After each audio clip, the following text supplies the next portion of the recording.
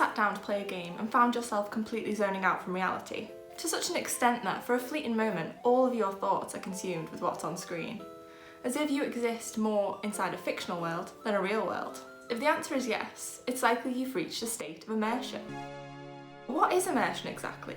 Well, it was defined by Ryan and Rigby in their book Glued to Games as the experience of being drawn in or even transported to a fictional world through storytelling.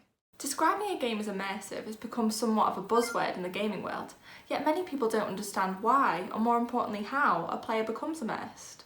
Theorist Eric Zimmerman defined the concept of the magic circle, explaining that games exist in some sort of separate universe from our own, allowing players to, temporarily, exist as someone else. Inside this magic circle, players exist as a mayor of a town filled with animals, a criminal escaping the law, or as an Italian plumber on a quest to save a princess.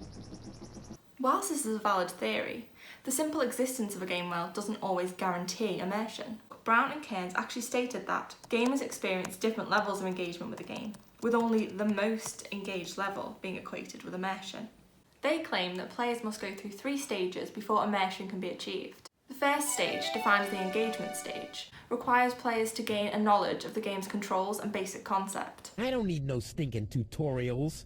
Players then move to the second stage, called the engrossment stage. At this stage, players will have built emotional engagement with the game's plot, and the controls become somewhat invisible. During this stage, players aren't simply pressing the X button, but are leaping to escape an enemy, or jumping to reach the highest platform.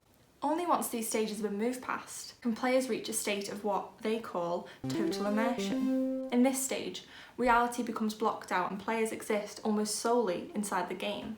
When defining what makes a game immersive though, it's impossible to pinpoint an exact formula of how to immerse players. Yet, the creation of rich and consistent game worlds is closely linked to the experience. Taking a look at Breath of the Wild, this open world game has been praised for its immersive qualities as its audio, visual and narrative elements consistently combine to create a world that is both believable and engrossing. As the game is aiming to create the feeling of existing in a fantastical world, the inclusion of, say, modern technology or upbeat dance music would probably break a player's immersion as it interrupts the consistency of the world's presentation.